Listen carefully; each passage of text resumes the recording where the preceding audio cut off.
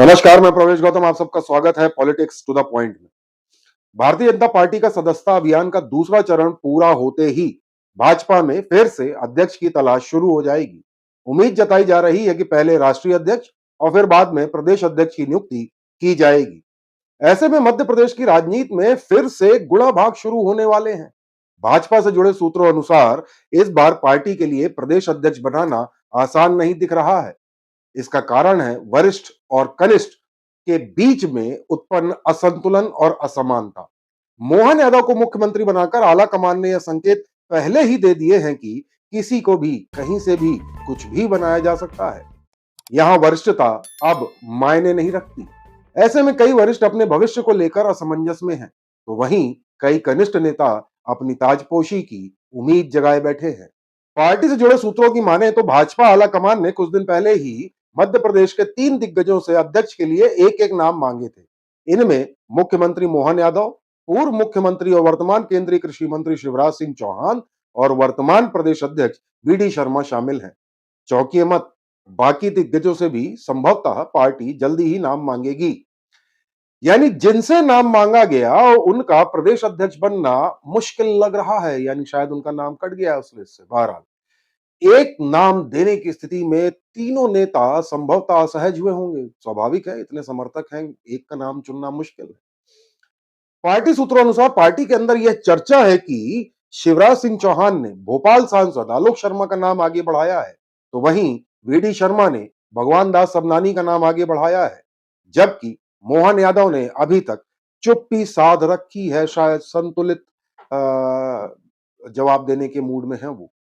इन सबके बीच जो एक नाम और सामने आ रहा है वह है कैलाश विजयवर्गीय का। पार्टी सूत्रों ने बताया कि कैलाश का मन मंत्री पद में शायद नहीं लग रहा है। दरअसल कैलाश मानते हैं कि वह राष्ट्रीय स्तर के नेता हैं और है भी, और वर्तमान में प्रदेश में कैबिनेट मंत्री बनकर मुख्यमंत्री के सामने झुकना उनके कद को कम करता है। कुछ महीने पहले ही मैहर में मीडिया को दिए एक बयान में उन्होंने कहा था कि नाली निर्माण के सवाल उनसे न पूछे जाएं क्योंकि वह बड़े स्तर के नेता हैं।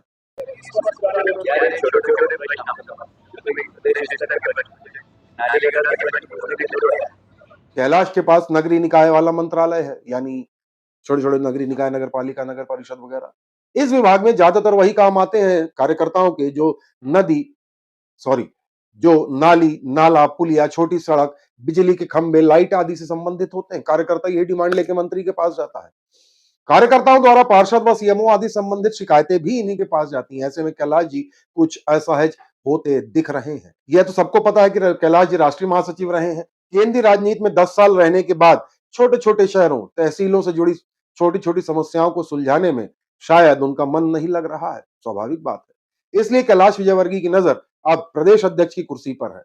पार्टी सूत्रों ने बताया कि उनका नाम भी प्रदेश अध्यक्ष की रेस में है, पर कैलाश विजयवर्गीय के लिए अभी तक किसी भी दिग्गज ने समर्थन नहीं दिया है, यानी किसी भी दिग्गज ने नाम नहीं बढ़ाया है।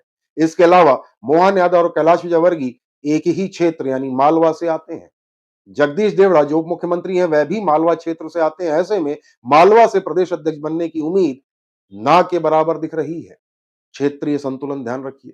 सूत्र बताते हैं कि दूसरे उप मुख्यमंत्री राजेंद्र शुक्ला का भी मन कैबिनेट मंत्री में नहीं लग रहा है। मुख्यमंत्री और अन्य बड़े नेताओं के साथ राजेंद्र शुक्ला की कुछ खास बन नहीं रही है, ऐसा प्रतीत होता है।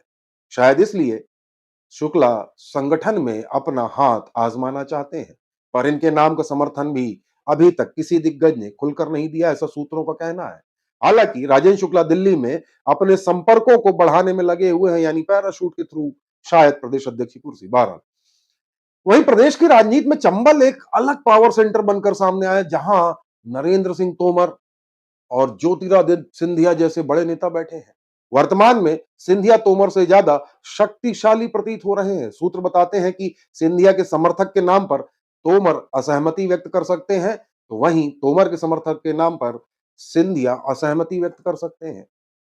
अब जब दोनों एक दूसरे के नाम पर असहमति व्यक्त कर देंगे, तो यहां से यदि प्रदेश अध्यक्ष आता है तो चंबल में 3-3 पावर सेंटर बन जाएंगे, जो पार्टी के लिए ठीक नहीं है। वैसे वर्तमान प्रदेश अध्यक्ष वी.डी. शर्मा भी मुरैना से ही आते हैं, उनका घर शायद वहीं है। यानी चंबल के नेता की अध्यक्ष बनने की उम्मीद ज्यादा दिख नहीं रही है। गौरतलब है कि शिवराज सिंह चौहान ने अपने समर्थकों को लोकसभा का टिकट दिलवाया था, जिससे यह कहा जा सकता है कि मामा का दबदबा अभी भी कायम है।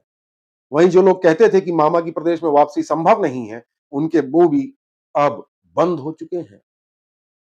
अब बात कर लेते हैं कि मोहन का पलड़ा किस ओर झुकेगा। फिलहाल मोहन के लिए ब्यूरोक्रेसी को संभालना एक बड़ी चुनौती है, क्योंकि मुख्य सचिव के लिए उनकी पसंद पर संभवतः केंद्र ने सहमति नहीं दी थी। अब यदि प्रदेश अध्यक्ष भी उनके अनुसार नहीं बनेगा, तो संगठन में भी दिक्कत होगी। मध्य प्रदेश की राजनीति को देखें तो मुख्यमंत्री और प्रदेश अध्यक्ष एक दूसरे के काम में ज्यादा दखल नहीं देते हैं, ऐसा देखा गया है। इसलिए मोहन यादव भी ऐसा नेता ही चाहेंगे जो सरकार में ज्यादा दखल न दे और संगठन में ध्यान दे। सूत्र बताते हैं कि शिवराज की कार्यप्रणाली के कारण मोहन को ब्यूरोक्रेसी को संभालने में बड़ी दिक्कत आ रही है। स्वाभाविक है, शिवराज जी 15-20 साल मुख्यमंत्री रहे हैं और ऐसा कहा जा रहा है कि शिवराज को यदि मोहन साध लेंगे तो शायद मंत्रालय में काम करना उनके लिए सहज हो जाएगा, क्योंकि मुख्य सचिव अनुराग जैन के साथ काम करना थोड़ा कठिन प्रतीत हो रहा है। ऐसे में ज्यादातर आईएएस का मोहन के पाले में होना ज्यादा जरूरी है। इन सब गुणा भाग को यदि समझे तो मोहन भी आलोक शर्मा के नाम पर सहमति दे सकते हैं, क्योंकि अन्य दावेदारों में ऐसा कोई नहीं दिख रहा है जो मोहन के लिए मंत्रालय में भी मदद कर सके। यहां मदद का मतलब है सत्ता में टांग ना अड़ाए, समर्थन दे, जबकि बाकी जो नाम है वह इस फैक्टर में विश्वसनीय प्रतीत नहीं होते। आलोक शर्मा को संगठन चलाने का पुराना अनुभव है। मोदी जी भी आलोक शर्मा की तारीफ कर चुके हैं। जिला अध्यक्ष से लेकर कई संगठनात्मक जिम्मेदारियों को आलोक शर्मा ने संभाला है, यानी उनका अनुभव है। इसके अलावा शिवराज सिंह के साथ उनका सामंजस्य किसी से छुपा नहीं है। वहीं आलोक शर्मा के प्रदेश अध्यक्ष बनने से शिवराज की प्रदेश में पकड़ भी बनी रहेगी और केंद्र में काम भी करते रहेंगे और मोहन सरकार को भी बड़े भाई के तौर पर आशीर्वाद देते रहेंगे। हाल ही में मोहन और मामा का बुधनी में दिया गया भाषण आपने शायद सुना होगा। केमिस्ट्री समझ आ गई होगी। मोहन यादव ने कहा था मेरे बड़े भाई शिवराज, शिवराज ने कहा था छोटे भाई को मैं आशीर्वाद देता रहूंगा। कुल मिलाकर एक सटीक संतुलन बन सकता है।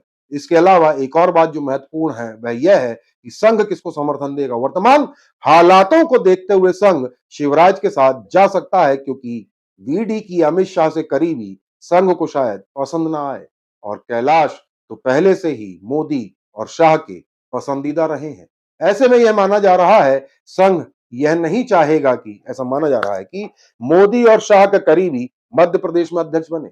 वैसे वीडी शर्मा भी संघ की पसंद से ही अध्यक्ष बने थे, पर राजनीति में पल प्रतिपल बदलते समीकरण ने वीडी शर्मा को मोदी और शाह के करीब ला दिया।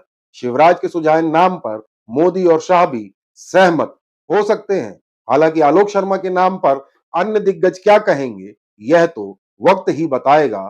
फिलहाल तुलनात्मक रूप से सूत्रों की जानकारी सटीक प्रतीत हो रही है। एक बात जो महत्वपूर्ण आती है वह है कि वर्तमान राष्ट्रीय अध्यक्ष जेपी नड्डा जी का रुख किस तरफ रहेगा, लेकिन ऐसा कहा जा रहा है चूंकि जेपी नड्डा की रवानगी तय है राष्ट्रीय अध्यक्ष पद से, ऐसे में वह फिलहाल किसी भी नेता को समर्थन देने के मूड में शायद नहीं होंगे। इसलिए उनका रुझान किस तरफ आएगा या किसके लिए उनका समर्थन रहेगा, यह अभी जो फिलहाल समीकरण दिख रहे हैं उस अनुसार बहुत महत्वपूर्ण नहीं लग रहा है।